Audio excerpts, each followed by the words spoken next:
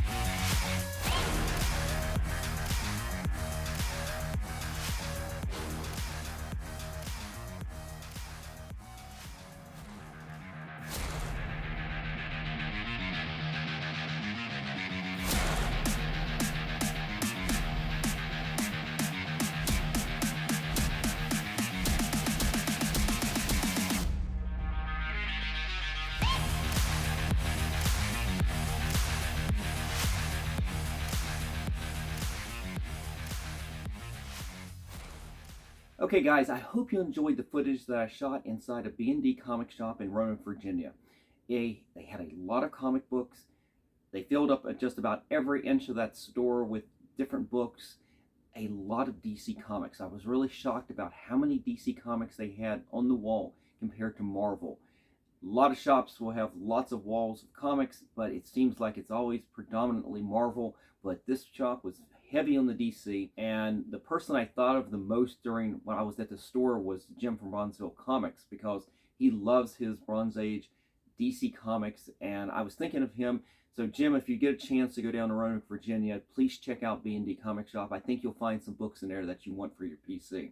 But I was able to go through, and I found some books as well, and I wasn't sure what I was looking for. I always look for certain books, but when I can't find those, I branch out and try to find books that I think I can add to the PC that I would want, that maybe I didn't even think about at the time until I saw it, or books that I think will press out very well in the shop, and I can end up sending them to CGC and maybe adding value to them and maybe be able to resell them or keep them for the PC. Either way, I was looking for high-grade books wherever I go. It's just like all of us, we look for high-grade books, and especially older books. And sometimes that doesn't mean books that are necessarily big keys, but sometimes it's simply the age of the book will add value if you can get it at a high grade. But let me go through the books and I'll show you what I picked up. Now, I hadn't had a chance to go to my regular comic book shop and pick these up, but I did pick up copies of Batman and Spawn #1. This is, of course, the two different covers. You've got a Greg Capullo cover here, and that's a Greg Capullo cover, and this right here is a McFarlane cover. They didn't have a lot of the copies in the shop, and I do have a couple more of these ordered with some different covers, but I wasn't sure when they were coming in, so I wanted to go ahead and just pick up a couple covers that I liked. So I picked those up. Nothing specking on that, but I think it's interesting to keep these in the collection. These are just really fun books. I think they've always, even the older Batman Spawn books were always fun too. So I'm glad to have those in the collection. No speculation, just for the PC. And also for the PC, no speculation on these whatsoever, but I might even have these, but I ran across them and I'm like, wow, I love this storyline. It's one of my favorite Disney universe, excuse me, Disney, I'm going Disney, DCU animated universe. It's some of my favorite films. What I'm talking about is Justice League Gods and Monsters, definitely an Elseworlds reimagining of the Trinity. I love the animated. I love the animated shorts that they did that really had nothing to do with the movie, just kind of introducing the characters. If you guys get a chance, go on YouTube, look up Gods and Monsters. I'm not talking about the movie itself, but look at the animated shorts that they did for Batman, Wonder Woman, and Superman. I especially like the Wonder Woman one. This is not Diana Prince that we all love. This is a different Wonder Woman altogether. They all are. They all are very different. But I especially like the Wonder Woman one the most. I think that reimagining of the fourth world is very interesting, and I actually really like it. I wish I could see them doing a whole line of books with at least that character. I didn't like the Superman quite as much, and I definitely didn't like the Batman quite as much, but as a whole, I liked the dynamic. It was the animated movie really brought out these characters' personalities, and they're not what you expect. So I recommend watching that movie and watching those trailers. But I picked up issue number 1, issue number 2, and issue number 3. And these were just a few bucks a piece. It wasn't anything going to break the bank. I just added these to the PC because I wanted them. And then they had Justice League number 1. This is the Wonder Woman number 1. And I don't remember how many different, I don't know if this was just a one-shot or if they did a little mini-series or anything like that. But when I saw that, it's like, I'm going to get that just for the PC. Fun stuff. I recommend it. Go check out the DCU animated movies as well. So then I actually got into some of the older books and some of the wall books, and I found a few things. Nothing that jumped out at me that I really was speculating on or really needed for the PC. So I refocused a little bit onto books that were high grade that I know can command a little bit of money if you can get them in high grades from CGC. And I took a look at a line of Gold Key Twilight Zone books that were all reasonably priced, but they all had enough defects that were going to knock them down. And with books like that, you definitely got to get them in those 9.8s, maybe 9.6s to have some desirability. So I passed on those, but they did have another Gold Key that was in high grade enough that I think I can work it out. I don't think I can get it to a 9.8, but I can definitely get into a pretty high grade, I think. And this is Gold Key Star Trek number 54. And white cover may need a little cleaning, but the spine looks pretty good. There's a little bit of a crease down here at the bottom that I think I can press out. No speculation on this book. This is what I was talking about, finding an older book that is in pretty high grade that you can work on and hopefully get that high grade from CGC. So nothing but me getting this in, working on it, and we'll see what we get from CGC eventually. Next up was one that I've definitely had in the PC, but I went ahead and picked it up anyway.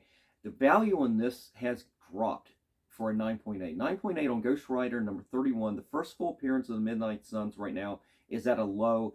It is just a $70 9.8.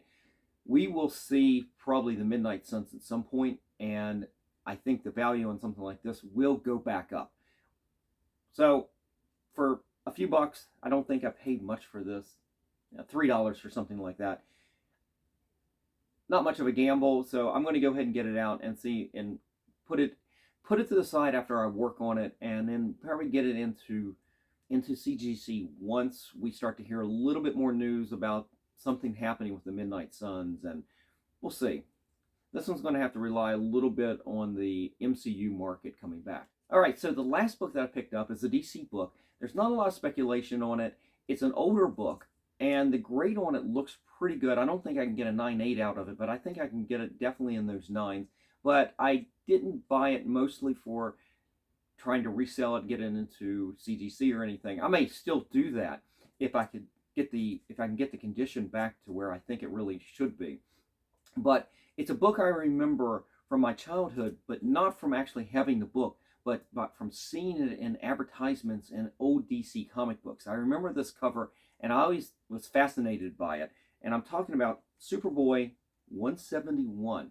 It is the first appearance, I should say, the first meeting of teenage Superman and teenage Aquaman.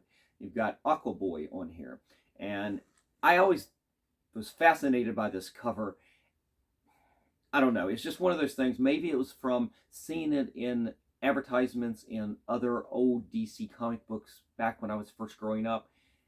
But it's one of those, when I saw this cover, it made me stop because it brought back childhood memories. But then I took a look at the condition of this, and as I said, it is not a 9/8. It is a little rough around the edges, but really it's actually pretty clean. And I would be interested to work on this book a little bit and just hold on to it in the PC. I don't think I'll end up sending this in to get graded.